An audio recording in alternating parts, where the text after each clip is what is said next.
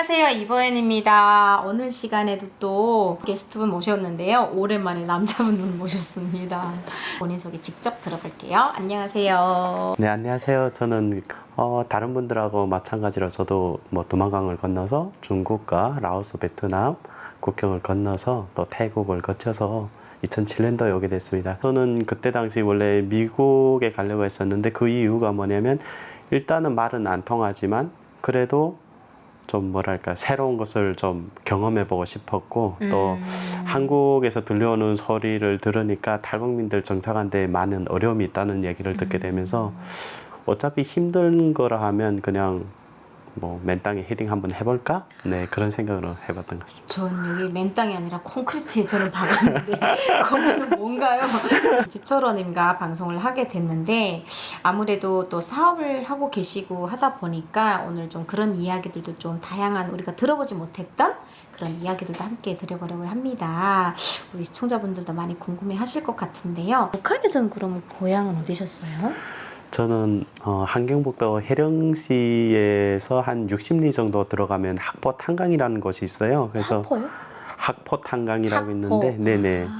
거기서 그냥 일반 그 갱도는 아니고 난장 직장에서 일을 했는데 그냥 평범하게 살았죠. 평범하게 살다가 94년도에 그 김일성이 죽고 나서 그 이후부터 뭐 북한의 배급 체제가 뭐 붕괴가 됐고 고난의 행군을 한다고 하는데 그래서 그때 당시 엄청 힘들었죠. 어렸을 때 기억은 항상 배고픔이었고 그래서 저 같은 경우에도 뭐 12살 때부터 그냥 기차역에서 꽃제비도 치고 또 뭐 엄마나 뭐 누나도 중국에 뭐 다니고 하다 보니까 뭐 그런 뭐랄까 좀 균형 잡힌 그런 삶을 살지는 못했던 것 같아요. 그래서 뭐 집안에도 남자들 뿐이었고 집 밖에 나가도 꽃제비들 뿐이었고 그런 속에서 살아갔는데 어찌 보면 그렇게 살다 보니까 북한에 대해서 좀 더 잘 알게 됐고 또 특히 북한의 그 소외받고 네. 인권 유린의 그냥 현장에 노출돼 있는 완전히 노출돼 네, 있다. 그 인민들의 삶을 경험해봐서 더 잘 알 수 있는 것 같습니다.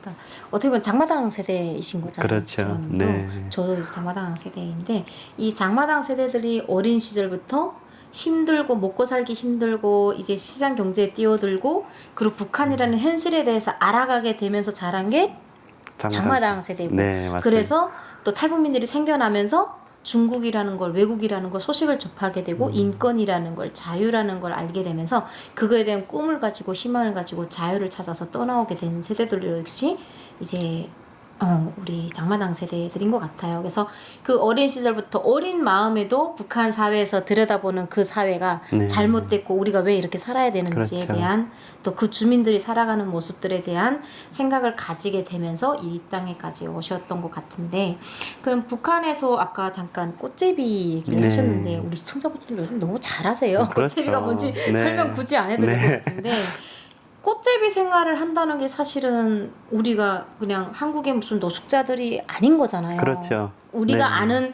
노숙인 무슨 부모 없는 아이 바깥에서 뭐 동냥하는 아이가 아닌 거잖아요. 네.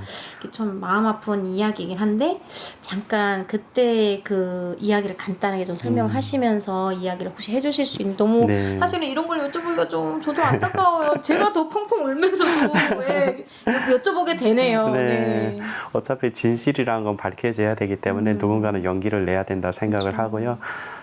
그때 당시 고난의 행군 당시에 꽃제비는 여러 가지 부류로 나뉘었죠. 정말 집이 없는 꽃제비도 있었고 집이 있는데 집에 먹을 게 없으니까 밖에 나온 꽃제비도 있었고 또 연령에 따라서 뭐 이 가정이 한 개의 그 무리가 돼서 가정 꽃제비도 있었고 맞아요. 또 어른 꽃제비도 있었고 아이 꽃제비도 있었어요. 근데 그때 당시 뭐 북한이라는 게 유교 문화가 강하다 보니까 어떠한 그런 나이로 인한 그 세대나 세력이 만들어지는 것이 아니고 힘에 의한 세력이 만들어졌죠. 그러다 보니까 뭐 어른 꽃제비들도 뭐 아이들 꽃제비들이 돌 던지면 말을 못하고 왜냐하면 아이들이 뭉쳐서 그치. 폭행할 수 있기 때문에 맞아요. 그때 당시 그런 것들이 있다 보니까 줄을 잘 서는 게 맞아요. 그게 아주 중요했고 저 같은 경우에 뭐 그래도 뭐 형이 북한에서 뭐 꽃집 왕초 하다 보니까 왕초, 네. 오, 왕초 오랜만에 듣네요. 네, 이거. 그래서 네, 저는 그렇게 뭐지 뭐 어린 애들이나 아니면 윗사람들한테 덜 네, 시달림을 받았던 것 같고 또 나름 어깨에 힘도 들어갔었고 네. 그렇지만 약자를 괴롭히진 않았습니다. 저는 꽃제비는 아니었지만 꽃제비들이 많이 당했었죠. 뭐 먹어도 막 이렇게 숨기고 먹고 꽃제비들을 막 어떻게 하게 되면 정말 가서 때려놓고 나도 지금 겨우 사 먹는 건데 네. 왜 뺏어 먹어 막 이러고 돈 훔쳐가고 이러면 맞아요. 또 찾지 못해서 막 한데 왕초를 잡아가지고 나 어떻게 했는데 근데 어떻게 했는데 너 얼마 줄 테니까 걔 잡아와 하게 되면 잡아오더라고요. 네. 그리고 또 그 잔탱이들도 그렇게 사고를 탁 뭔가 이제 확보를 하게 되면 그 왕초한테 또 갖다 바치더라고요. 보고를 해야죠. 네. 안 하면 맞죠. 그 네. 왕초는 이렇게 앉아있더라고요. 어느 그렇죠, 순간. 그렇죠. 앉아 있죠. 형님이 이렇게 하고 그 뒤에 계신 분도 이렇게 하고 앉아 계셨던 건 아니죠. 째려봤죠. 말 잘 듣는지 안 듣는지. 아, 그 역시 그 사회에서 살아남는 또 꽃제비들만의 생계 형태였던 것 같아요. 맞아요. 지금 생각해보면 하나하나에 다 영혼들이 다 불쌍하고 먹고 살기 힘들고 먹을 게 없어서 뛰어들었던 그런 모습들이었는데 지금은 없길 바랄 뿐입니다. 자, 그러면 그렇게 생활을 하시다가 탈북을 하게 되신 뭐 특별한 계기가 따로 네. 있을까요? 있지요. 저는 그때 당시 꽃제비를 하면서 그냥 저희 살던 곳에서 한 15리, 20리 정도 더 산속으로 들어가면 22호 정치범 수용소가 있었어요. 그때 당시 22호 정치범 수용소에서 석탄이 나왔어요. 갈탄이 그게? 나왔는데 그래서 정치범 수용소 그 죄수들이 석탄을 캐내죠. 막 석탄을 캐내면 그것을 어디 가져가냐면 청진 화력발전소에 실어 가야 돼요.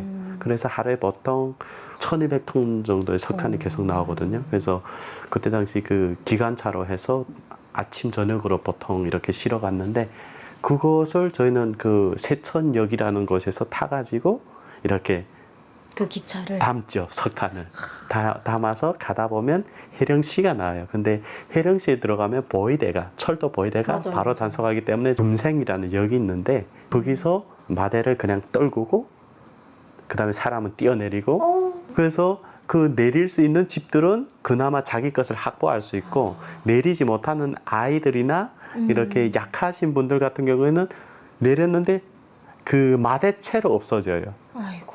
그래서 그런 상황이기 때문에 그 대부분 뛰어내려야 되고요. 저도 뭐 많이 경험을 해봤지만 근데 그나마 또 다행인 게 북한의 그 기관차가 힘이 없어요. 힘이 없어 느리게 가고 맞아요. 시속 한 30km, 40km 정도로 갈 때 그때 뛰어내려요. 근데 옆에 이렇게 지고 발로 이렇게 두드려봐요. 땅을 터치해봐요. 아, 잡은 상태에서? 네, 잡은 상태에서 땅을 살짝 속도에 살짝 맞춰서? 네네. 어머. 그러면 이게 속도가 빠를 때는 발이 튕겨나요. 그러면 그때 뛰어내리면 사고가 나요.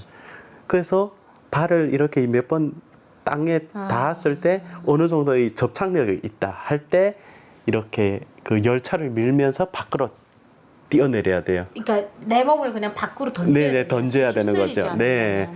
그래서 그렇게 해야만 자기 석탄을 보존할 수 있는데 그렇게 살아가는 게 연속이죠. 그렇게 아니면 살아갈 수가 없으니까. 그래서 그렇게 막 사는데 그게 대부분 낮에 갈 때도 있는데 저녁에 갈 때도 있어요. 네. 그러면 그 두만강 옆에 바로 그 철길이 있다 보니까 항상 중국이 보여요. 그쵸. 네. 그래서 그때 당시 저는 무슨 생각을 했냐면 북한 쪽은 땔감도 없고 사람도 먹을 게 없다 보니까 짐승도 없어요. 짐승 울음소리도 안 나요. 맞아요. 애들이나 어른들이나 울 힘도 없어서 입만 벌리고 있어요. 그런데 중국에서는 개 우는 소리가 우렁차게 들리는 거예요. 여기는 전기가 없는데 저쪽은 막 네온사인이 반짝반짝하는 거예요. 그치. 그때 저는 생각했죠. 강을 건너가 보고 싶다. 그것이 호기심이 저의 생겼구나. 그렇죠. 인간의 일차적인 욕구. 결단의 에요. 욕구는 호기심이잖아요. 그쵸.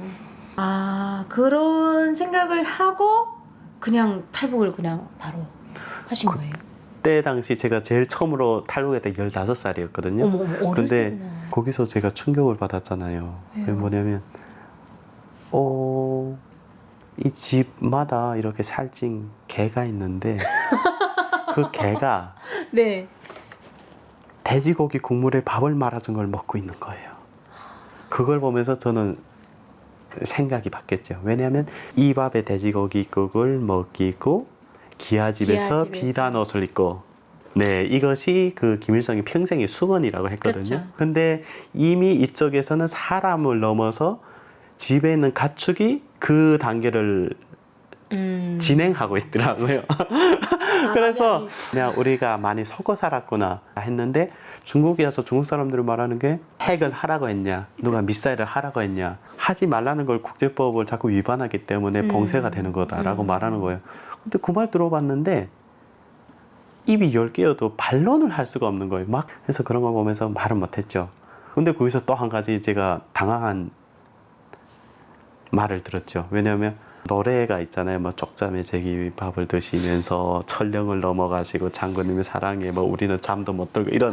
네, 근데 실제로 너희가 진짜 그 쪽잠에 제기밥을 먹는다고 하면 그럼 그거는 부은 거냐 아니면 살찐 거냐라고 말하는데 거기에다 더는 할 말이 없는 거예요. 그래서 아 그렇구나. 아무리 말해도 지겠구나.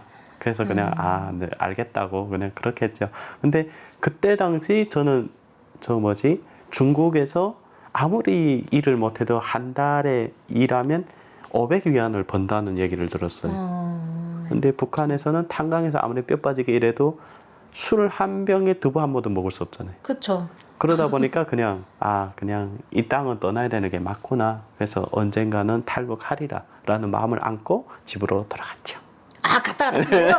그렇죠. 아, 정말로 호기심이었구나. 그렇죠. 와. 네, 저희 뇌리에 떠나지 않았던 말이 있어요.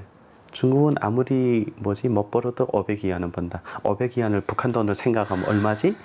그리고 그 돈을 우리 지금 현재 예를 들어서 강냉이를 사 먹으면 몇백 킬로지? 이런 생각이 계속 나니까 이게 계산적이지 않을 수가 없는 거예요. 그러면서 개밥그릇도 보이고. 그렇죠. 아니 저희가 생일에도 못 먹는 이 팝인데 그 쌀밥을 그 걔들은 매일 생일을 세는 거잖아요. 매일 명절이고 그런 걸 보면서 나 군침이 돌는데. 나 지금 밥 먹었는데 왜 군침이 돌지? 아. 네, 그래서 그 모습을 보면서 이게 탈북해야 되겠구나. 그리고 각을 보고 있었고 그러다가 제가 북한에서 석탄도 캐고 그리고 발전소 건설, 오랑천 삼수발전소 저는 다 나가봤어요. 그러면서 그 환경에 대해서 또 말씀드리려고 하면 그래요. 그런 얘기들. 네, 삼수발전소에서는 저희가 그 방벽을 쌓잖아요. 물볼을 만드는 그쪽에 시멘트를 이렇게 막아야 되니까 그 산을 깎는 작업을 했었어요. 아, 산을 깎아서. 네, 산을 이렇게 사각으로 깎고 여기다 이제 볼을 세우고 수차를 놔야 되는 거예요. 그래야 물이 이렇게 잡혀서 떨어지니까. 근데 이거를 하는데 정가 한마로만 하는 거예요. 한마는 치면 그냥 손 때리기 좋게 이렇게 덩글덩글해지고 정때도 이렇게 싹 그냥 위에가 다 마모가 돼서. 마모도 되고 그냥 그 사이가 찢어도 지고 그냥 정리 하도 때려서. 그렇죠. 그리고 또 질도 안 좋잖아요. 북한의 그런 정때가 막 이렇게 보면 보통은 육각을 많이 쓰는데 이것도 정말 쉽지 않죠. 그리고 또 북한은 그 모든 것을 운송할 때 찔통으로 나르잖아요. 네. 찔통으로 나르는데 찔통이 쇠로 만들었어요. 쇠로 만들다 보니까 이게 내구성은 좋죠. 쇠니까. 그렇지.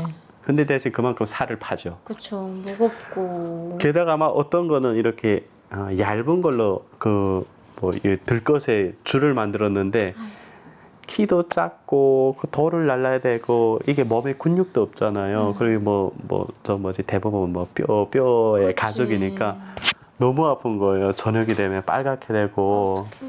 근데 어떻게 한 게 없죠. 그렇게 살아야죠. 그게 싫으면 죽어야 되는데. 그래서 그렇게 눈물겹게 살면서 탈북해야 되겠다는 마음이 어느 노에 진행이 됐고 그래서 23살에 제가 직행으로 한국에 왔습니다. 네, 좀더 길었습니다. 먹고 살기 위해서 그랬다면 그래 살아남기 위해서 그랬다라고 할 텐데 이거는 끌려가서 막 강제로. 그러니까 이게 화가 나네요. 가장 문제가 되는 거는 시스템이라는 거예요. 네, 맞아요. 한국에서 건설 현장에서 그렇게 일해서 내가 수익을 받을 수 있다면 그건 저의 선택이기 때문에 그렇죠. 괜찮죠. 괜찮죠. 왜냐하면 그 정도는 해야 먹고 사니까. 그러니까 일이 힘들고 안 힘들고 뭐 당에서 대주는 게 있냐 없냐의 차이를 떠나서 그걸 안 하면 강제를 한다는 게 문제고 내가 이렇게 일을 하더라도 안정적인 수익 아니면 내가 원하는 수익을 얻을 수 있는 그런 것을 가고 싶었던 게 탈북의 이유였죠. 네. 그럼 탈북하실 때 같이 가족들이 다 넘으신 건가요? 아니면 혼자? 넘을 때는 형이랑 같이 넘었죠. 그래서 형이랑 같이 넘었는데 저희 형이 좀 뭐라 그럴까 몸이 조금 불편하거든요. 그러다 보니까 북한에서도 목발을 짚고 다니고 그래서 제가 등에는 짐을 지고 한쪽에는 형을 잡고 한쪽에는 목발을 잡고 이렇게 넘었는데 북한에 4월에도 북한은 눈이 오기 때문에 그렇죠. 그때 폭설이 내렸어요. 눈이 오다 보니까 그 두만강물이 아이스 슬러시처럼 이런 눈덩어리들이 퉁퉁 떠내려오는 거예요. 어떤 건지 알 것 같아요. 네, 너무 오고 나니까 인생에 제일 잘한 선택 2가지 중에 한 가지라고 생각할 정도로. 저도 그래요. 제 인생에 20대 탈북을 두만강을 건너서 한국까지 오게 된 이게 내 생애 최고 아직까지는 내 생애 최고의 선택이 바로 그 탈북이고 지금 한국에 살아가는 모습인 것 같은데 그렇게 어렵게 정말 형하고 같이 두 손을 꼭 잡고 그래도 탈북을 성공하셨잖아요. 네. 그렇게 넘으셔가지고 중국에서 또 바로 한국을 오기가 쉽지 않잖아요. 네. 처음으로 넘어오고 했는데 네. 그 선택을 할 수 있는 그런 발판이나 뭐 그런 건 좀 있었나요, 그래도? 저희가 처음에 형이랑 같이 넘을 때 무계획이 계획이라고 떠날 수는 없는 길이고 말 그대로 목숨을 걸어야 되는 길이기 그쵸. 때문에 그래서 엄마가 한국에 먼저 오셔가지고 형이랑 연락이 됐고 그래서 형한테 제가 소식을 듣고 바로 저는 무조건 가겠다라고 했고 그래서 넘었죠. 그러다 보니까 중국에서도 뭐 제가 두만강 건너서 연길에 들어가자마자 그 구출이 시작됐어요. 탈북이 그 브로커들의 작업이 시작됐는데 그래서 그 넘어갔는데 거기서도 형이랑 저랑 또 갈라져야만 했어요. 왜냐하면 그때 당시 북한에 아버님도 계셨어요. 그래서 아버님을 모셔와야 되는 그런 책임감이 있기 때문에 그리고 또 한 가지는 형이 장애인이다 보니까 표적이 되기 쉬웠어요. 그쵸. 네, 아무래도. 네, 그래서 단속 걸리면 정말 누군가 그 다 같이 도망치기 할 힘든 수 상황이고 없으니까. 하니까 그래서 형이 그때 얘기를 하더라고요. 일단 본인은 몸이 이러니까 일단 내가 먼저 출발을 하고 한국에 가게 되면 아버지를 모셔오자라고 말씀을 했고 그래서 그때 헤어져 가지고 저는 먼저 태국으로 해서 왔죠. 결국은 형과 아우가 서로의 안전을 보장하기 위해서 네. 그렇게 서로 이별이라는 걸 했었네요. 그래도 아버님하고 형님도 무사히 오시게 됐나요? 형님은 오신 거 맞고. 네. 안타깝지만 아버님은 그 해 11월에 돌아가셨고 저희가 그냥 북한으로부터 들은 소식인데 아빠가 먼저 조카를 안고 두만강 건너려고 했는데 그 국경경비대한테 잡혔대요. 그래서 국경경비대한테 폭행을 당하고 고문을 당하고 또 그냥 뭐 어렵게 또 저희가 살던 곳까지 이관이 됐나 봐요. 이관이 돼가지고 그랬는데 또 보위부에서 또 대라고 또 고문을 했대요. 그래서 아들들이 어디 갔는지 대라고. 이미 떠난 가족들이 행방불명돼 네. 없어진 가족들이 있으니까 아버님에게 네. 모든 그게 다. 네네. 그래서 그랬는데 뭐 아버지도 아는 거 없이 그냥 계획도 없이 탈북을 하려고 하셨으니까 그래서 아버지가 그 보위부에 그냥 고문을 당하고 뭐 그냥 죽기 전에 내놓은 거죠. 그래서 나와 보니까 뭐 도적놈들이 가마솥이랑 다 뽑아가고 하다 보니까 불을 뗄 여력도 없고 뭐 뗄감도 없고 하다 보니까 냉방에서 한 3일 정도 계시다가 돌아가셨다고 그렇게 들었어요. 그래서 네. 그래서 그때 제가 한 가지 결심한 게 있었어요. 그게 뭐냐면 정말 아버지가 배고파서 돌아가셨다고 생각을 하니까 그래서 고향에 들어가면 정말 쌀 1톤을 묘 위에다 붓고 정말 불이라도 달가서 아버지 배고픈 아버지 좀 배부르시라고 하고 싶었어요. 근데 지금은 그보다 더 뭐라 할까 지금도 그렇게 사는 사람들을 위해서 지금은 일하고 있고요. 그래서 어찌 보면 우리 탈북민들의 삶이 다 그렇게 눈물겨운 삶이지만 그 상황마다 우리가 왜 지금도 북한에 있는 사람들을 위해서 활동을 해야 되는지 그런 계기가 아버지의 사망이었던 것 같고 그래서 지금도 열심히 노력하고 있습니다. 아이고. 아우 나 이거 계속 이러면 안 되는데.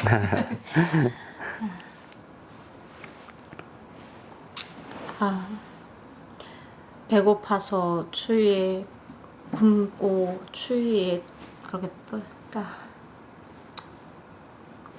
돌아가시면 아버님 산소에 진짜 쌀을 부어드리겠다는 얼마나 한이 맺혔으면 얼마나 그거에 대한 게 한이 있으면 그런 생각을 아들이 할까. 근데 아직도 이렇게 이루지 못하고 있는 네. 우리 탈북민들이 현실입니다.